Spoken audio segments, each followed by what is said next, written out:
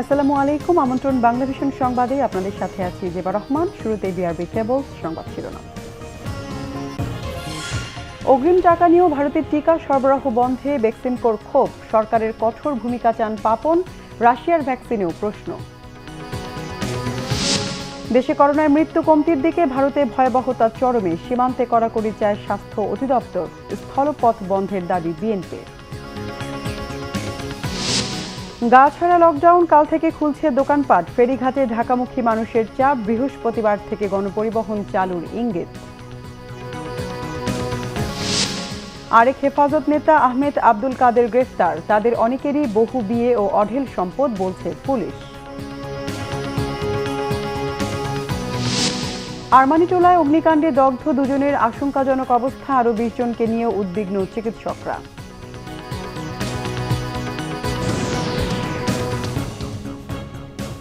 দেখছিলেন বিআরবি কেবল সংবাদ শিরোনাম, এবার বিস্তারিত সংবাদ। চুক্তি অনুযায়ী সেরাম ইনস্টিটিউটের করোনার টিকা না দেয়া কোনোভাবেই মেনে নেওয়া যায় না, মন্তব্য বেক্সিমকো ফার্মাসিউটিক্যালসের ব্যবস্থাপনা পরিচালক নাজমুল হাসান পাপনের। এ ব্যাপারে আইনি পদক্ষেপ নেওয়ার সুযোগ আছে জানিয়ে বলেছেন, সরকারের কঠোর ভাষায় কথা বলা দরকার। বলেন, এখন ভারতের বন্ধুত্ব প্রমাণ করার সময়। রাজধানীর কর্মীটোলা হাসপাতালে করোনা টিকার দ্বিতীয় ডোজ নেওয়ার পর সাংবাদিকদের সাথে কথা বলেন বেক্সিমকো ফার্মাসিউটিক্যালসের এমডি নাজমুল হাসান পাপন। তিনি বলেন, বাংলাদেশকে দেওয়ার জন্য করোনা ভ্যাকসিনের চালান তৈরি করে রেখেছে ভারতের সিরাম ইনস্টিটিউট, তবে ভারতের পররাষ্ট্র মন্ত্রণালয়ের ছাড়পত্রের কারণে পাঠাতে পারছে না। গত মাসে 50 আসার কথা ছিল, ওরা দিয়েছে 20, এই মাসে এখনো দেয়নি। আমার কথা হচ্ছে যে আমরা যেই টাকা সরকার অগ্রিম টাকা দিয়ে যেটা পে করেছে, এইটা আটকানো কোনোভাবেই তারা পারে না। অলরেডি সেকেন্ড ডোজের কিন্তু শর্টেজ হয়ে যাবে সামনে কাজে আমাদের এটা ইমিডিয়েটলি দিতে হবে। আমি সরকারের কাছে আবেদন করছি, যেহেতু সিরাম ইনস্টিটিউট আমাদেরকে লিখিত জানিয়েছে, ওদের যে সিইও অ্যান্ড ম্যানেজিং ডিরেক্টর, যে এমইএ সরকার আটকে রেখেছে, মানে ছাড়পত্র পাচ্ছে না, কাজে আমি মনে করি এরপরে আমাদের সরকারের চুপ করে থাকার কোনো কারণ নেই। আমাদের সরকার ইমিডিয়েটলি ওদেরকে স্পষ্ট ভাষায় বলা উচিত যে এটা আমাদের ভ্যাকসিন, আমরা আগে অ্যাডভান্স টাকা দিয়ে কিনেছি, এইটা আমাকে দিতেই হবে। পাপন জানান, ভারত সবসময় বাংলাদেশকে বন্ধু বলে আসছে, এখনই সময় বন্ধুত্বের প্রমাণ দেয়ার। আমার কথা হচ্ছে ডেফিনেটলি আইনি পদক্ষেপ নিতে পারে, বাট আইনি পদক্ষেপটা ইজ নট ইম্পর্টেন্ট। এখানে ইম্পর্টেন্ট হচ্ছে আমরা যে এতদিন ধরে বলে আসছি এবং আমরা যেটা বিশ্বাস করি, জানি যে ভারত বাংলাদেশের বন্ধু, এইটা তো এখন দেখার একটা সময় হয়েছে আমাদেরকে। এই ব্যাপারটা তো ডেফিনেটলি আমাদেরকে দেখতে হবে। এত মিষ্টি মিষ্টি কথা শোনার দরকার নেই। আমরা ওদের কাছ থেকে কোনো মানে দয়া চাচ্ছি না। আমার ন্যায্য পাওনা যে আমাদের ভ্যাকসিন, সেটাই চাচ্ছি আমরা। রাশিয়ান টিকা আনা নিয়েও প্রশ্ন তুলেন বাংলাদেশ ঔষধ শিল্প সমিতির সভাপতি। যেটা কেন অ্যাপ্রুভাল পায় নাই ইউএসএফডিএ, ইউকেএমএচআরএ, WHO অথবা ইউরোপিয়ান ইউনিয়ন, আমি এখন আরেকটু রিল্যাক্স করলাম, মিনিমাম এই চারটার একটা তো পাইতে হবে। যদি না হয়ে থাকে তাহলে এটা বানাবো আমরা, তো এটা তো বানানোর প্রশ্নই ওঠে না। মানে কেন, এটা তো সরকার অ্যাপ্রুভালে দেবে না, আমার আইনেও নাই, কোথাও নাই। যদি আইনের ব্যত্যয় ঘটাতে হয় যে আমি আনঅ্যাপ্রুভ ড্রাগ নিব, তাহলে ফার্স্ট প্রায়োরিটি শুড গেট গ্লোবের বঙ্গভ্যাক্স। তবে টিকার সংকট জুনের পর থাকবে না বলেও মন্তব্য করেন বেক্সিমকো ফার্মাসিউটিক্যালসের ব্যবস্থাপনা পরিচালক। আহমেদ সরওয়ার, বাংলাভিশন, ঢাকা। রাশিয়ার সাথে টিকা উৎপাদনে যৌথ উদ্যোগকে স্বাগত জানিয়েছেন গণস্বাস্থ্য কেন্দ্রের ট্রাস্টি ডাক্তার জাফরুল্লাহ চৌধুরী। তবে এই প্রক্রিয়ায় বেসরকারি খাতকে সম্পৃক্ত না করার পরামর্শ তার। হকার, শ্রমিক ও বেকার সাংবাদিকদের জন্য গণস্বাস্থ্য কেন্দ্রের খাদ্য সহায়তা কর্মসূচির উদ্বোধন করে তিনি এসব কথা বলেন। ডাক্তার জাফরুল্লাহ চৌধুরী বলেন, টিকা উৎপাদন প্রক্রিয়ায় যেন আমলাতান্ত্রিক জটিলতা তৈরি না হয় সেদিকে নজর রাখতে হবে। রিজার্ভে বিপুল পরিমাণ টাকা জমিয়ে না রেখে দুস্থদের খাদ্য সহায়তা দেওয়ারও পরামর্শ তার। বলেন, অর্থ সহায়তা দিলে দুর্নীতির সুযোগ থাকে।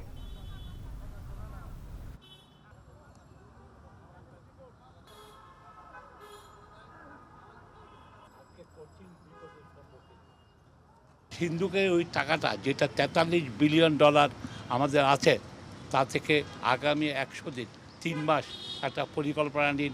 প্রত্যেকটা দুস্থ 2.5 কোটি যে দুস্থ পরিবার আছে, তাদেরকে 1 মাসের খাওয়ার পৌঁছে দেন। আমি গত বছরই বলেছিলাম ভ্যাকসিন তৈরি করেন। এখন আপনারা সোভিয়েটের সাথে যেটা এটা খুব ভালো কাজ করেছেন, আপনাকে এই জন্য অভিনন্দন জানাই।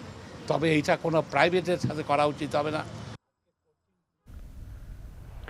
করোনা ভাইরাসের সংক্রমণে দেশে আরও ৮৩ জনের মৃত্যু হয়েছে। এতে করে মোট মৃতের সংখ্যা দাঁড়ালো ১০,৯৫২ জনে। নতুন করে শনাক্ত হয়েছে ২,৬৯৭ জন। বিশ্ব স্বাস্থ্য সংস্থার সাবেক উপদেষ্টা অধ্যাপক এম মুজাহিরুল হক মনে করেন, স্বাস্থ্যবিধি মানার প্রতিটি ক্ষেত্রে জনগণকে সম্পৃক্ত করতে হবে। গেল সপ্তাহ থেকে করোনা সংক্রমণ ও মৃত্যু ঊর্ধ্বমুখী থাকলেও এখন কিছুটা কমতির দিকে। স্বাস্থ্য অধিদপ্তরের নিয়মিত বুলেটিনের তথ্য মতে ২০,৫৭১টি নমুনা পরীক্ষা করে করোনা শনাক্ত হয়েছে ২,৬৯৭ জনের। আর ২৩ এপ্রিল সকাল ৮টা থেকে ২৪ এপ্রিল সকাল ৮টা পর্যন্ত মারা গেছেন ৮৩ জন। তাদের মধ্যে পুরুষ ৫৮ জন, নারী ২৫ জন। স্বাস্থ্য বিশেষজ্ঞরা বলছেন, শপিং মল ও গণপরিবহন চালু হলে বাড়তি সতর্কতা নিতে হবে। আপনি দোকানের ক্যাপাসিটিটা লিমিট করে দিতে হবে। একসাথে কতজন লোক দোকানের ভিতরে ঢুকবেন বা রেস্টুরেন্টের ভিতরে ঢুকবেন সেটা সীমিত করে দিতে হবে। পাশাপাশি জনগণকে যদি সম্পৃক্ত করতে পারি, যে জনগণ অ্যাওয়্যার, তারা জানে এগুলি, কিন্তু তারা সেই কাজগুলি করছে না। সুতরাং জনগণকে সম্পৃক্ত না করলে কোনো সফলতা আসবে না, বরঞ্চ ঝুঁকি বাড়বে। স্বাস্থ্য অধিদপ্তরের সবশেষ তথ্য মতে ২৪ ঘন্টায় সুস্থ হয়েছেন ৫,৪৭৭ জন। আর পরীক্ষা বিবেচনায় শনাক্তের হার ১৩.১১, সুস্থতা ৮৭.৯৮ এবং মৃত্যুর হার ১.৪৮। মিরাজ হোসেন গাজী, বাংলা ভিশন, ঢাকা। অক্সিজেন সংকটে ভারতে বেশিরভাগ করোনা রোগীর মৃত্যু হচ্ছে। প্রতিদিনই শনাক্ত ও মৃত্যুর নতুন রেকর্ড তৈরি হচ্ছে দেশটিতে। শুক্রবার ভারতে রেকর্ড ৩,৪৫,০০০ মানুষের করোনা শনাক্ত হয়েছে, মারা গেছেন ২,৬০০ শতাধিক। দিল্লি ও মহারাষ্ট্র সহ প্রায় সব রাজ্যেই দীর্ঘ হচ্ছে লাশের মিছিল। অক্সিজেন স্বল্পতার কারণে শনিবারও দিল্লিতে মারা গেছেন ২৫ করোনা রোগী। এর মাঝেও সিলিন্ডার মজুদে তৎপর অসাধু ব্যবসায়ীরা। একটি বাড়ি থেকে ছোট বড় মিলিয়ে ৪৮টি অক্সিজেন সিলিন্ডার উদ্ধার করেছে দিল্লি পুলিশ। অপরদিকে মানবতার সেবায় দিল্লিতেই কোনো প্রতিষ্ঠান বিনামূল্যে বিতরণ করছে অক্সিজেন সিলিন্ডার। এদিন ব্রাজিলে আরও ৩,০০০-এর মতো মানুষের মৃত্যু হয়েছে। মোট মৃত্যু ছাড়িয়েছে ৩,৮৬,০০০। এদিকে রক্ত জমাট বাঁধার জটিলতার কারণে ১১ দিন বন্ধ রাখার পর আবারও জনসন অ্যান্ড জনসনের টিকা উৎপাদন ও বিতরণ কর্মসূচি চালুর অনুমতি দিয়েছে মার্কিন রোগ নিয়ন্ত্রণ ও প্রতিরোধ বিভাগ সিডিসি। চলতি সপ্তাহে ইউরোপও জনসনের টিকার উপর নিষেধাজ্ঞা উঠিয়ে নিয়েছে।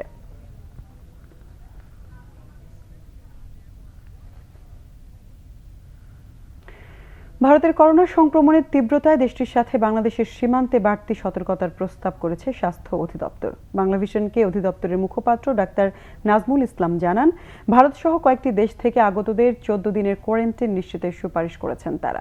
এদিকে বাংলাদেশের বিদ্যমান ভাইরাসের জিনোম সিকোয়েন্স পর্যাপ্ত হচ্ছে না বলে অভিযোগ জনস্বাস্থ্য বিশেষজ্ঞ ডাক্তার মুশতাক হোসেনের। লাগাম ছাড়া অবস্থায় ভারতের করোনা সংক্রমণ ও মৃত্যু প্রতিদিনই ভাঙছে রেকর্ড। বিপর্যস্ত অবস্থায় প্রতিবেশী দেশটির স্বাস্থ্য ব্যবস্থা। ভারতে করোনা ভাইরাসের নতুন ধরনকে আগের থেকে ৫০ থেকে ৬০ ভাগ বেশি ভয়ঙ্কর হিসেবে চিহ্নিত করেছেন দেশটির বিজ্ঞানীরা। সেটি ছড়িয়েছে সীমান্ত লাগোয়া প্রদেশ পশ্চিমবঙ্গেও।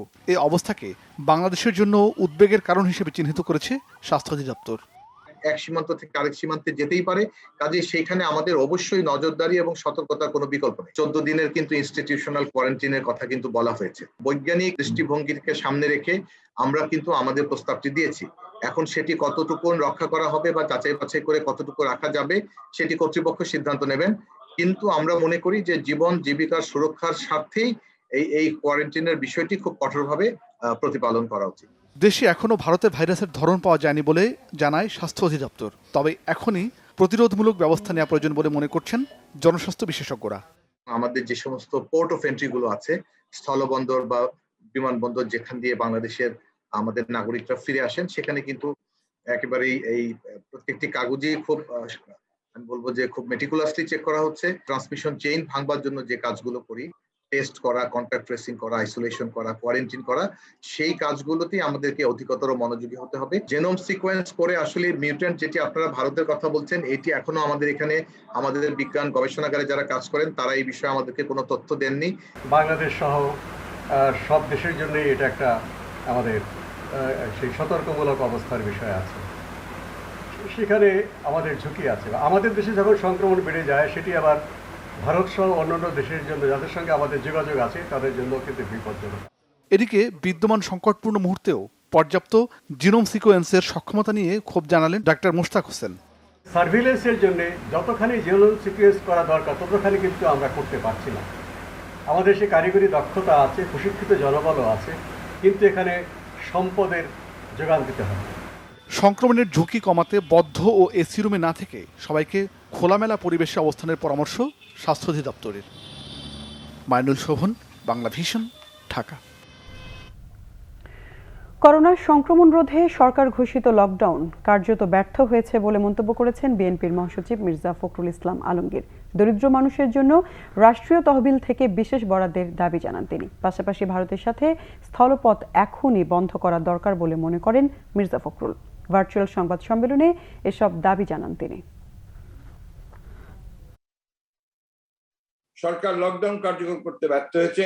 তার প্রধান কারণ লকডাউনের শর্ত অনুযায়ী খেটে খাওয়া মানুষের জন্য খাদ্য সংস্থান না করা এবং নিম্ন আয়ের মানুষের জন্য অর্থ সংস্থানের ব্যবস্থা না করা।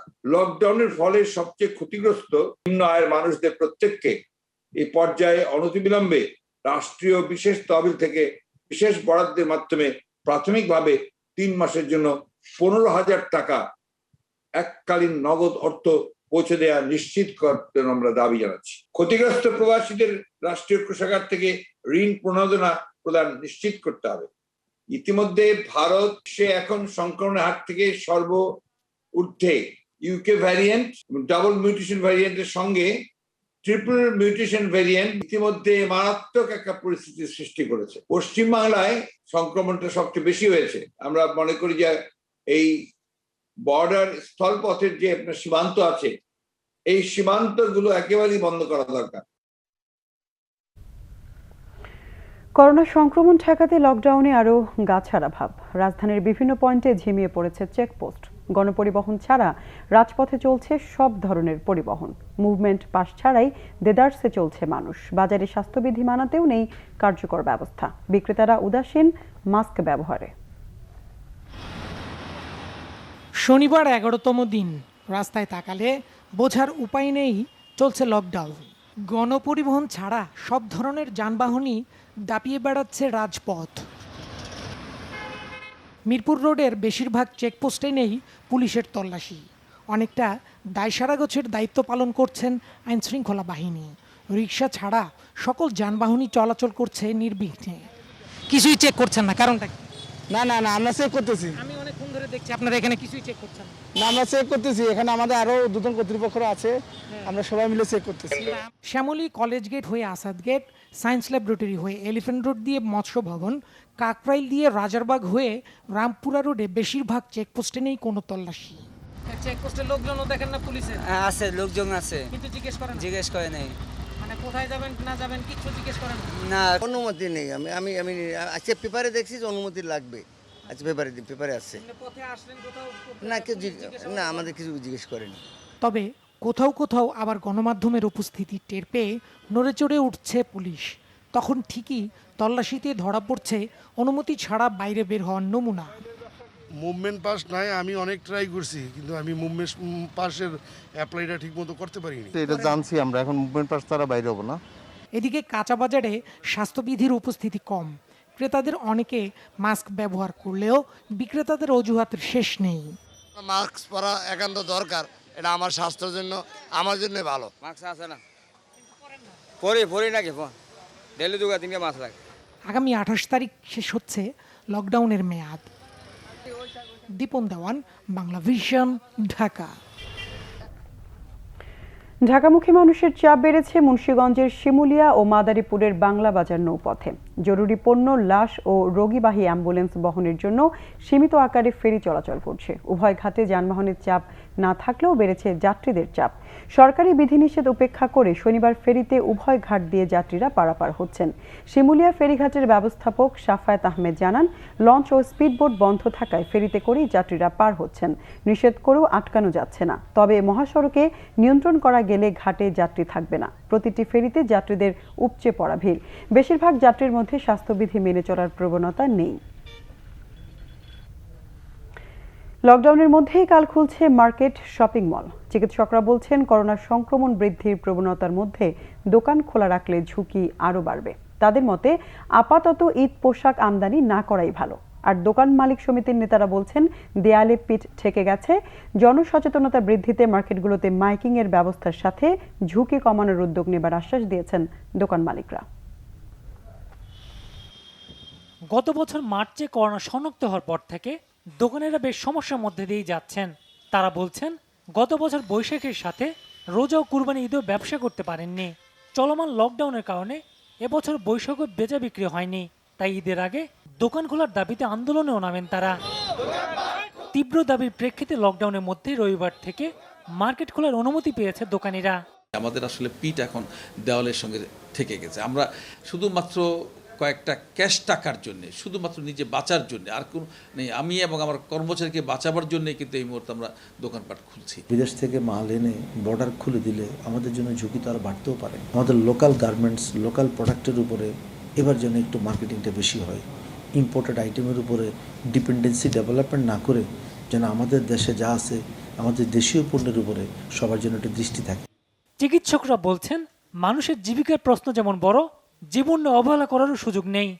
যদি কেউ স্বাস্থ্যবিধি না মেনে মার্কেটিং করে, মার্কেটের যদি ভিড়ভাড়টা লেগে থাকে, এতে করে দেখা গেলে স্বাস্থ্য ঝুঁকি আরও বেড়ে যাবে, যেটা বাংলাদেশকে আরও বেশি করোনা ঝুঁকিতে ফেলতে পারে। দোকান মালিকেরও যেমন দায়িত্ব, দোকানের কর্মকর্তা কর্মচারীদেরও দায়িত্ব, ঠিক তেমনি যারা কাস্টমার যাবে তারাও যেন সচেতন থাকে। আগামীকাল থেকে প্রত্যেক মার্কেটে আমাদের মার্কেটে যে মাইকগুলো আছে সেগুলো ব্যবহার করব। যেসব মার্কেটের মাইক নাই সেসব জায়গায় আমরা মাইক নতুন করে স্থাপন করব। করে আমরা বারবার মানে প্রতি মিনিটে ঘন্টায় ঘন্টায় আমরা বলার চেষ্টা করব, যাতে ক্রেতা সাধারণ আমাদের মালিক এবং কর্মচারী যাতে সবাই 100% মাস্ক ব্যবহার করে। মাস্ক ছাড়া আমরা মার্কেটে কাউকে ঢুকতে দিব না। পোশাক কেনার খুব প্রয়োজন না পড়লে অযথা মার্কেটে না যাওয়ার পরামর্শ দিচ্ছেন চিকিৎসকরা। GM Hasan, Bangla Vision, Dhaka. বৃহস্পতিবার থেকে স্বাস্থ্যবিধি মেনে শর্ত সাপেক্ষে গণপরিবহন চালুর ইঙ্গিত দিয়েছেন আওয়ামী লীগ সাধারণ সম্পাদক ওবায়দুল কাদের। বরিশাল সড়ক জোন, বিআরটিসি ও বিআরটি এর কর্মকর্তাদের সাথে মতবিনিময় সভায় ভার্চুয়ালি যুক্ত হয়ে তিনি এই ইঙ্গিত দেন। ওবায়দুল কাদের বলেন, লকডাউন শিথিল হলেও স্বাস্থ্যবিধি মেনে চলতে হবে, বাধ্যতামূলক করতে হবে মাস্ক ও হ্যান্ড স্যানিটাইজার ব্যবহার। জানান, গণপরিবহনে অর্ধেক আসন খালি রেখে যে ভাড়া নির্ধারণ ছিল তার অতিরিক্ত নিলে শাস্তির আওতায় আনা হবে। অভিযোগ করেন, সামাজিক যোগাযোগ মাধ্যম ব্যবহার করে দেশ বিদেশে মিথ্যা প্রচার চালানো হচ্ছে। এর অর্থের যোগানদাতা ও পৃষ্ঠপোষক দেশের একটি রাজনৈতিক দল। অপপ্রচার ও গুজবের পক্ষে বিরোধী দল ডিজিটাল নিরাপত্তা আইনের বিরূপ সমালোচনা করছে বলে মন্তব্য করেন ওবায়দুল কাদের। সরকার লকডাউনের পর গণপরিবহন চালানোর ব্যাপারেও সক্রিয় চিন্তাভাবনা করছে। করোনার নিয়ম কানুন তথা স্বাস্থ্যবিধি মেনে চলার ব্যাপারে কঠোর হতে হবে।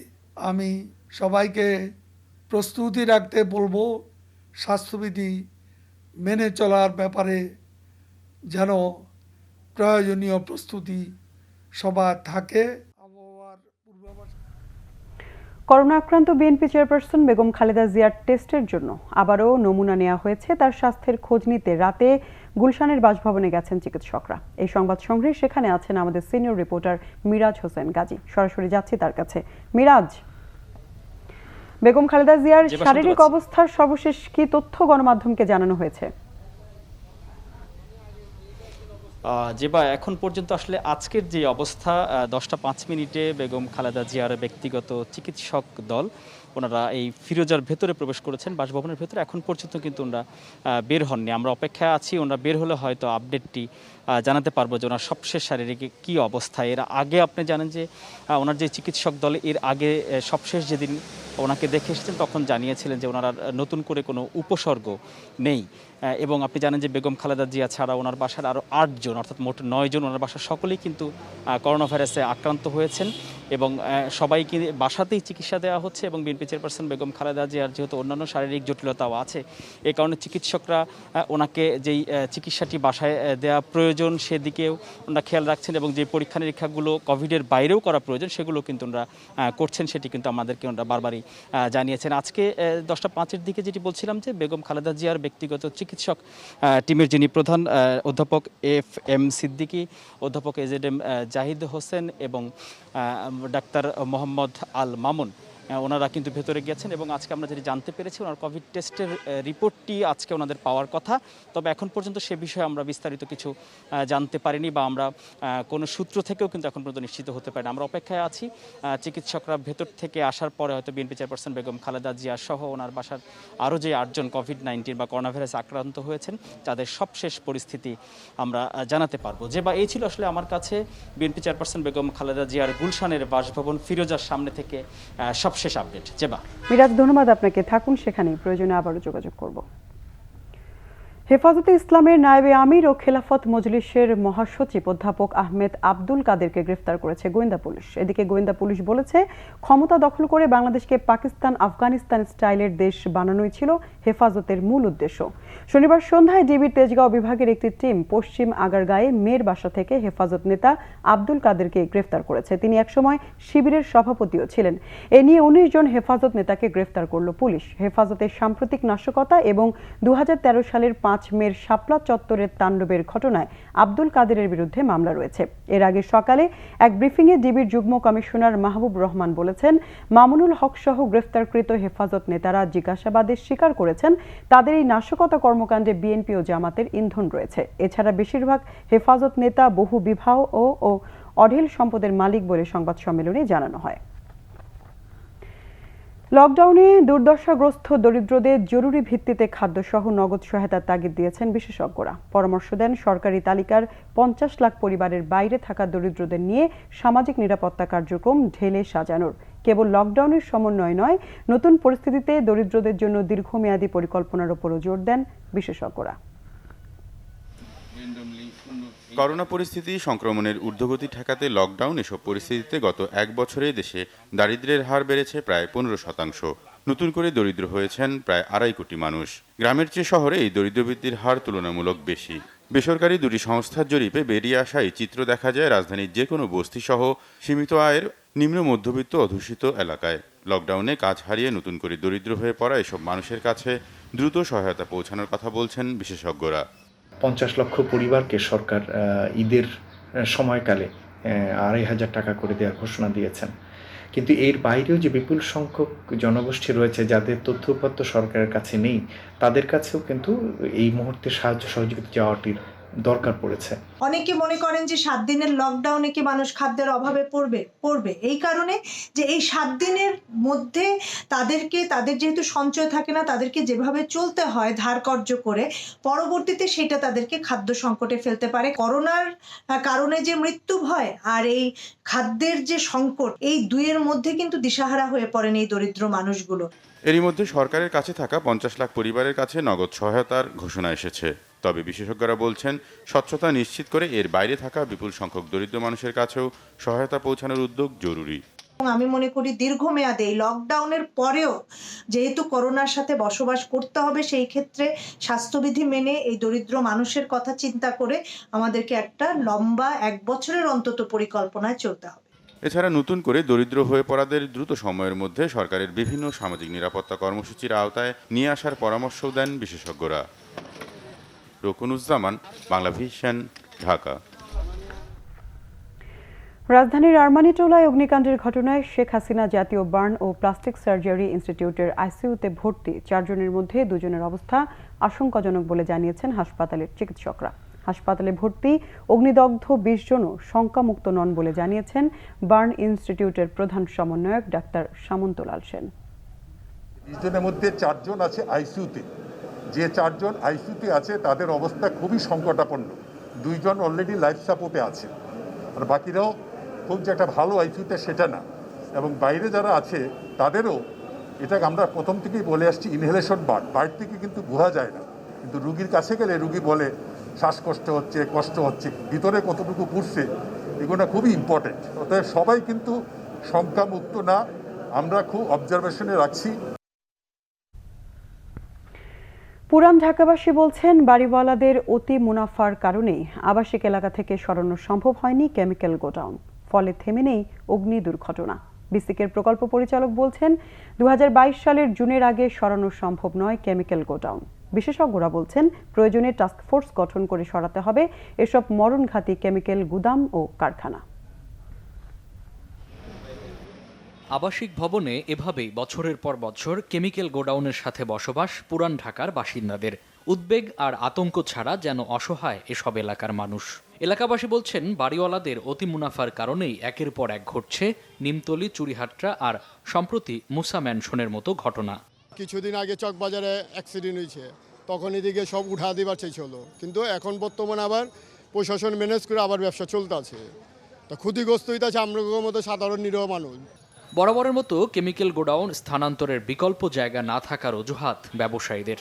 আরমানিটোলা বাই বর্ণ অফ কেমিক্যাল, এটা আরমানিটোলা কেমিক্যাল দিয়ে জন্ম হয়েছে, আর নাহলে আরমানিটোলা কেউ ছিল না হইলে। এই যে আপনি গরিটা পড়তেছেন কেমিক্যাল ছাড়া নিকেলটা হয় না, আপনি সারটা পরিষ্কার কেমিক্যাল ছাড়া হয় না, আপনি কেমিক্যাল শুধু আগুন লাগে তা না। তবে বিসিকের প্রকল্প পরিচালক বলছেন খুব শীঘ্রই কেমিক্যাল গোডাউন সরানোর পরিকল্পনা নেই সরকারের। 22 জুনের মধ্যে প্রকল্প সম্পন্ন করব, তারপরে তাদেরকে আমরা ওখানে প্লট দিয়ে অ্যালটমেন্ট দেওয়া শুরু করব, তারা তখন ওখানে। আমাদেরকে যদি 22 জুনে যদি আমাদেরকে বুঝায় দেয়, পরের দিন সকালে চলে যাব।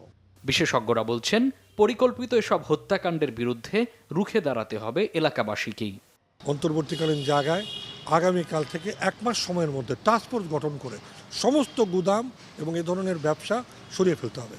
বহুতল এমন আবাসিক ভবনের নিচে দেদারসে কেমিক্যালের ব্যবসা করে যাচ্ছেন পুরান ঢাকার শত শত ব্যবসায়ী, যার ফলে নিমতলী থেকে চুরিহাট্টা, চুরিহাট্টা থেকে এই মুসা ম্যানশনের মতো ঘটনা ঘটছে প্রতিনিয়ত, ঝরছে তাজা প্রাণ।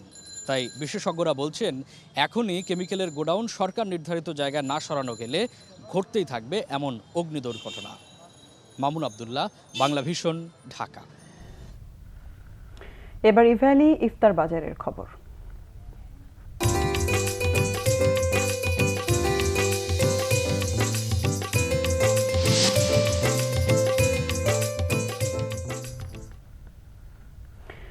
লকডাউনে ভাটা পড়েছে পুরান ঢাকার ঐতিহ্যবাহী ইফতার বাজারে। সীমিত পরিসরে কেউ কেউ দোকান খুললেও পুলিশের ভয়ে থাকেন আতঙ্কিত। অলিগলি থেকে সামান্য ইফতার কিনেই সন্তুষ্ট স্থানীয়রা। হাকডাক থাকলেও জৌলুস নেই আগের মতো। খা খা করছে একসময় ক্রেতা সামাল দিতে হিমশিম খাওয়া বড় বাপের পোলা খায় এর দোকান। ঐতিহ্য ধরে রাখতে সাজানো আছে সামান্য কিছু কোয়েল ও মুরগির রোস্ট, খাসির রেজালা, শাহী কাবাব, সুতি কাবাবের পসরা। কোয়েল পাখি 60 টাকা পিস, বড় বলো 600 টাকা কেজি, সুতি কাবাব একটা আছে 1200 টাকা খাসিরটা, আর গরুর ডালে 800 টাকা কেজি। সামলে ছিল কি শেখ চূড়ার ভর্তা, বাংলাদেশ হওয়ার পর থেকে এটার নাম রাখছে বড় বাপের পোলাই খায়। এখন এদেশ হওয়ার পর ঠোঙ্গা হওয়ার পর ঠোঙ্গা দিয়ে দেওয়া হয়, আগে কাঠল পাতার দাওনাতে দেওয়া হতো। নেই শাহী জিলাপির মজমা, সীমিত পরিসরে বসানো হয়েছে আব্দুল জব্বারের শাহী দই বড়া। কোনো মতে সংসার চালাতেই অল্প কিছু আইটেম নিয়ে বসেছেন দোকানিরা। আগে যেমন আমি বেচতাম 50 কেজি, এখন আমি বেচতেছি 10 কেজি, নিজের সংসার চালাবার জন্য। প্রতিদিন মনে করেন 4বার 5বার এসে উঠে দিতেছে, কখনো ধরে নিয়ে গেতেছে। 12 থেকে 14 পদের মশলা থাকে, দই থাকে, আপনার ডালের একটা বড়া বানায়, বড়া দিয়ে আপনার দই বড়া তৈরি হয়। লাবাং আছে, বোরহানি আছে, পেস্তার শরবত আছে। ভোজন রসিক হিসেবে পুরান ঢাকার মানুষের আলাদা সুনাম থাকলেও এবারের চিত্র ভিন্ন। এলাকার অলিগলির হোটেল ও রেস্তোরাঁর ইফতারেই তাদের ঘোলে মিটছে দুধের স্বাদ। না কিনলেই নয়, এরকম জিনিসগুলো কেনার জন্য মূলত বাইরে আসে। 2 বছর ধরে তো মানুষ খাওয়ার মজাই পায় না। এখন 400 বছরের ঐতিহ্য বাজার 2 বছর ধরে নেই, সরকারের বিধিনিষেধ এখন মানতে হইতেছে সবারই। মহামারী কাটিয়ে আবারও আগের চেহারায় মুখর হয়ে উঠবে চকবাজার শাহী জামে মসজিদের সামনের রাস্তা, সেই আশা ছাড়ছে না এলাকাবাসী। মামুন আব্দুল্লাহ, বাংলা ভিশন, ঢাকা। সাভারে রানা প্লাজা ধসের 8 বছর পরও শেষ হয়নি বিচারের অপেক্ষা। ভালো নেই আহতরা, নিহতদের স্বজনদেরও দেখার কেউ নেই। শারীরিক মানসিক অক্ষমতায় মানবেতর জীবন কাটাচ্ছেন আহত শ্রমিকদের অর্ধেকেরও বেশি। নাজমুল হুদা শাহিনের তথ্য ছবিতে ডেস্ক রিপোর্ট। 2013 সালের 24 এপ্রিল বিশ্ব কাঁপানো সাভারের রানা প্লাজা ধসের ঘটনায় প্রাণ গিয়েছিল 1134 শ্রমিকের। সেদিন ধ্বংসস্তূপের নিচ থেকে প্রাণ নিয়ে ফিরেছিলেন অনেকে। কিন্তু পঙ্গুত্ব নিয়ে মানবেতর জীবন কাটাচ্ছেন তাদের কেউ কেউ। কর্মক্ষমতা হারিয়ে বেঁচে আছেন বেকার জীবনের বিভীষিকা নিয়ে। পাননি চিকিৎসার খরচ বা কোনো ক্ষতিপূরণ। বাইচা থাকার মতো আমার এখন কোনো ইচ্ছাই নাই। যদি মরে যেতে পারতাম, বাকি আমার মাইরা লাইতে তাহলে আমি আরো খুশি হইতাম। জানি মা বাপ মারতো, কিন্তু করার কিছু নাই। বাইচা থাকতে হলে তো খাওয়ান লাগবে, আর খাওয়ান না থাকলে মানুষ কয়দিন বাঁচে। পড়ে গেছে, এখন তার কোনো বিচারও উপায় নেই, কোনো ক্ষতিপূরণ উপায় নেই। 8 বছর ধরে আসতেছি, এই বাচ্চা ধুয়ে আমার বেরিয়ে চলে গেছে। হাত হারিয়েছি, অনেকে পা হারিয়েছি, অনেকে পঙ্গুত্ব জীবনযাপন করতেছি, অসহায় হয়ে পড়েছি, খুবই দুর্বিষহ জীবনযাপন করতেছি এই 8 বছর ধরে। আমাদের আজীবন চিকিৎসা পুনর্বাসন এটা করতে হবে। দিনটি উপলক্ষে রানা প্লাজার সামনে নিহতদের স্মরণে অস্থায়ী শহীদ বেদিতে শ্রদ্ধা নিবেদন করেন আহত ও নিহতদের পরিবারের সদস্যরা। কর্মসূচিতে অংশ নেয় বিভিন্ন শ্রমিক সংগঠনও। পরে সেখানে মানববন্ধন ও বিক্ষোভ মিছিল সহ উন্মুক্ত মঞ্চে বক্তৃতা করেন শ্রমিক নেতারা। যাদের অবহেলায় এ দুর্ঘটনা 8 বছরেও তাদের শাস্তি নিশ্চিত না হওয়ায় ক্ষোভ জানান তারা। শ্রম আইনের ধারা সংশোধন করে এই গার্মেন্টসের যারা মালিক ছিল তাদেরকে বিচারের আওতায় এনে দৃষ্টান্তমূলক শাস্তির ব্যবস্থা করা, কিন্তু আমরা দেখলাম যে শ্রম আইন সংশোধন হলো ঠিকই, কিন্তু শ্রমিকদের সেই দাবি সেই জায়গাটায় উপেক্ষিত থেকে গেল। শ্রম আইন সংশোধন করে সেই গার্মেন্টস মালিকদের বিচারের আওতায় আনা হয় নাই। এই শ্রমিক হত্যাকাণ্ডগুলো, রানা প্লাজা, তাজরিন, ভারতী শ্রমিক হত্যাকাণ্ড, সেই হত্যাকাণ্ডের বিচার এই দেশবাসী দেখতে চায়, এদেশের শ্রমিকরা দেখতে চায়। দেশি বিদেশি চাপের মুখে পোশাক কারখানার পরিবেশ অনেকটা নিরাপদ হলেও রানা প্লাজা ধসে হতাহতদের ক্ষতিপূরণের বিষয়টি উপেক্ষিতই থেকে গেছে। বাংলাভিশন নিউজ। একের পর এক হুমকি ও মানসিক নির্যাতনের মাধ্যমে চট্টগ্রামের ব্যাংকার মোর্শেদ চৌধুরীকে আত্মহত্যার দিকে ঠেলে দেওয়া হয়েছে। 2.5 সপ্তাহ পার হলেও এ ঘটনার জন্য দায়ী হুইপ পুত্র শারুন চৌধুরী সহ অন্য অপরাধীরা ধরা ছোঁয়ার বাইরে রয়েছে, এমন অভিযোগ করেছেন মোর্শেদ চৌধুরীর স্ত্রী ইশরাত জাহান চৌধুরী। গত 7 এপ্রিল আত্মহত্যা করেন চট্টগ্রামের ওই ব্যবসায়ী। সকালে ঢাকা রিপোর্টার্স ইউনিটিতে সংবাদ সম্মেলনে স্ত্রী ইশরাত জাহান চৌধুরী অভিযোগ করেন, হুইপ পুত্র শারুনের ব্যবসায়িক পার্টনার পারভেজ ও সাকিব ব্যবসায়িক কারণে ডকুমেন্টস ছাড়া 15 কোটি টাকা ঋণ দেয় মোর্শেদ চৌধুরীকে। এই ঋণের বিপরীতে লাভসহ 35 কোটি টাকা তারা উঠিয়ে নিয়েছে। তারপরও পুলিশের উপস্থিতিতে আরও টাকা দাবি করে জোর করে অলিখিত চেক ও স্ট্যাম্পে সই করিয়ে নেয়। তাদের এসব অন্যায় কাজে সহায়তা করেছেন পুলিশ কর্মকর্তা বিজয় বসাক। টাকার জন্য তারা নিয়মিতভাবে হুমকি ধামকি চালিয়েছে, বাড়িতে হামলাও করেছে। তাদের অত্যাচার ও মানসিক নির্যাতনের ফলেই মোর্শেদ চৌধুরী আত্মহত্যা করেছে বলে অভিযোগ করেন তিনি। আমাদেরকে কে সাপোর্ট দিবে? এদের এই পলিটিক্যাল মানুষদের এগেইনস্টে কি ফাইট দিব? আজকে আমাদের নিরাপত্তাটা কে দিবে? ওদের ভয়ে এই যে পটিয়া পুরা পটিয়া ওদের তা মোর্শেদ তো এই জায়গাগুলোতেই ভয় পেত, নাহলে কখনো প্রশাসনের আইনের কাছে যেতে পারিনি। কেন? যে আমি ওদের সাথে পারবো না, ওদের সাথে পেরে উঠবো না। যখন আমি 19 সালে মামলা করেছি তখনও মোর্শেদ বলেছে যে শারুনের পারবা না, এদের সাথে পারবো না, আমি ওর নাম দিও না। সড়ক দুর্ঘটনায় দেশের বিভিন্ন জায়গায় নিহত হয়েছেন 10 জন। নাটোরের সিংড়া ফেরিঘাট এলাকায় একটি গাড়ি মোটরসাইকেলকে ধাক্কা দেয়, এতে ঘটনাস্থলেই নিহত হন মোটরসাইকেলের 2 আরোহী খলিল ও বেলাল। এদিকে জয়পুরহাটের ট্রাক্টরের ধাক্কায় ঘটনাস্থলেই নিহত হয়েছেন মোটরসাইকেলের 2 আরোহী লিমন হোসেন ও রনি হোসেন। অন্যদিকে গাজীপুরের কালিয়াকৈরে ট্রাক চাপায় এক পথচারী নিহত হন। পাবনার সুজানগরে 2 জন ও কুমিল্লার 14 গ্রামে কাভার্ড ভ্যান পিকআপ সংঘর্ষে একজন নিহত হয়েছেন। এছাড়া মানিকগঞ্জ ও টাঙ্গাইলে নিহত হয়েছেন আরো 2 মোটরসাইকেল আরোহী।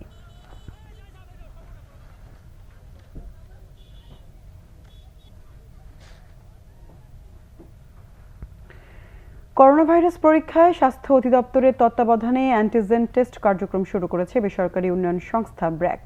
মগবাজার এলাকায় আসাদুজ্জামান খান কামাল কমিউনিটি সেন্টারে এই কার্যক্রম চলছে। শনিবার ঢাকার 15টি এবং চট্টগ্রামে 1টি বুথ নিয়ে মোট 16টি বুথে এই কার্যক্রম শুরু হয়। শনি থেকে বৃহস্পতিবার সকাল 9টা থেকে দুপুর 12টা পর্যন্ত এই কার্যক্রম চলবে। প্রতিটি বুথে 150টি করে নমুনা পরীক্ষা করা হবে বলে জানান সংশ্লিষ্টরা। অ্যান্টিজেন টেস্টে নমুনা সংগ্রহের পর দ্রুত ফলাফল মিলবে বলেও দাবি তাদের।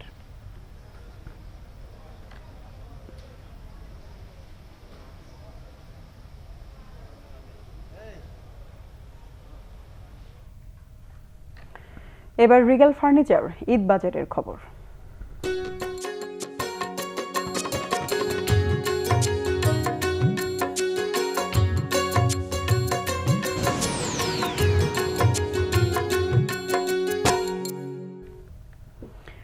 রাজধানীর সব মার্কেট শপিং মল বন্ধ থাকলেও কাঁচা বাজারের সুবাদে কারওয়ান বাজারের নিম্নবিত্ত মানুষের ঈদ কেনাকাটার বাজার খোলা। ফুটপাতের ওপর বসা এই অস্থায়ী বাজারে লকডাউনে ক্রেতাদের কোনো সাড়া নেই। লকডাউনে রাজধানীর সব মার্কেট শপিং মল বন্ধ থাকলেও কাঁচা বাজারের সুবাদে খোলা রয়েছে কারওয়ান বাজারের ফুটপাতের কাপড়ের দোকান। নিম্নবিত্ত মানুষের ঈদ কেনাকাটার এই বাজার সকাল থেকে বিকেল 4টা পর্যন্ত খোলা রাখতে পারছেন দোকানিরা। প্রতি বছর রোজার শুরু থেকেই কেনাকাটা জমে উঠলেও এবার ক্রেতাদের কোনো সাড়া নেই। বেচা বিক্রিও নাই যে আমরা যে বিক্রি করবো, কারণ বাসা ভাড়া দিতে হবে, দোকান ভাড়া দিতে কোনো মনে করেন মাপ নাই। সব বিষয় মিলায় মনে করেন আমাদের অবস্থা খুবই ফাঁকা, একবারে পকেট সব ফাঁকা। কালকে বেচছি 1000 টাকা বেচে গেছি সকাল থেকে 3টা পর্যন্ত, আজকে এই পর্যন্ত 300-400 টাকা বেচছি সকাল 10টা থেকে এই পর্যন্ত। ক্ষুদ্র পুঁজির এসব ব্যবসায়ীদের ঈদ কেন্দ্রিক ব্যবসার পরিকল্পনা করতে হয় রমজানের প্রথম থেকে প্রতি সপ্তাহের বিক্রির উপর। প্রথম সপ্তাহের লকডাউনের বাজারে ক্রেতাশূন্য অবস্থা দেখে এবার ঈদ কেন্দ্রিক ব্যবসার চিন্তা বাদ দিচ্ছেন কেউ কেউ।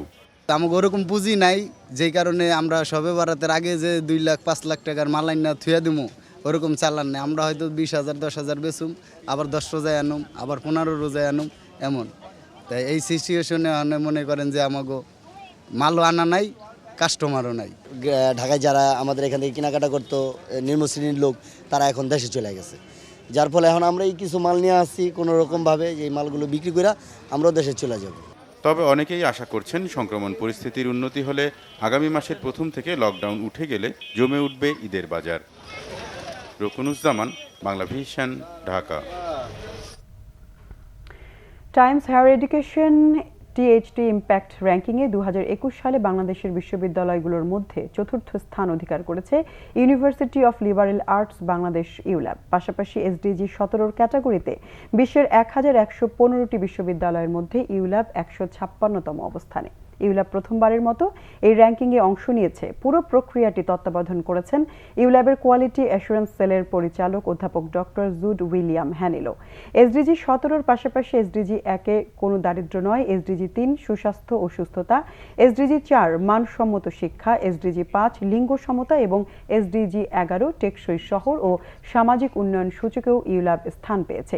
এই র্যাঙ্কিংকে একটি শিক্ষণীয় ধাপ হিসেবে উল্লেখ করেছেন ইউল্যাবের ভারপ্রাপ্ত উপাচার্য অধ্যাপক ডক্টর সামসাত মর্তুজা ও ইউল্যাব এর সেন্টার ফর সাস্টেইনেবল ডেভেলপমেন্টের পরিচালক ও সহযোগী অধ্যাপক ডক্টর সামিয়া সেলিম। সংবাদ শেষ করব বিআরবি কেবলস শিরোনামগুলো আরেকবার জানি। অগ্রিম টাকা নিয়েও ভারতের টিকা সরবরাহ বন্ধে বেক্সিমকোর ক্ষোভ, সরকারের কঠোর ভূমিকা চান পাপন, রাশিয়ার ভ্যাকসিনেও প্রশ্ন। দেশে করোনার মৃত্যু কমতির দিকে, ভারতে ভয়াবহতা চরমে, সীমান্তে কড়াকড়ি চায় স্বাস্থ্য অধিদপ্তর, স্থলপথ বন্ধের দাবি বিএনপির। গা ছাড়া লকডাউন, কাল থেকে খুলছে দোকানপাট, ফেরিঘাটে ঢাকামুখী মানুষের চাপ, বৃহস্পতিবার থেকে গণপরিবহন চালুর ইঙ্গিত। আরেক হেফাজত নেতা আহমেদ আব্দুল কাদের গ্রেফতার, তাদের অনেকেরই বহু বিয়ে ও অঢেল সম্পদ বলছে পুলিশ। আরমানিটোলায় অগ্নিকাণ্ডে দগ্ধ 2 জনের আশঙ্কাজনক অবস্থা, আরও 20 জনকে নিয়ে উদ্বিগ্ন চিকিৎসকরা।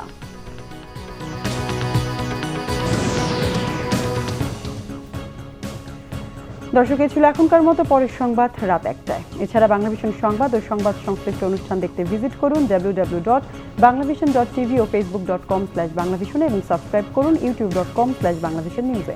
এতক্ষণ সঙ্গে থাকায় ধন্যবাদ সবাইকে।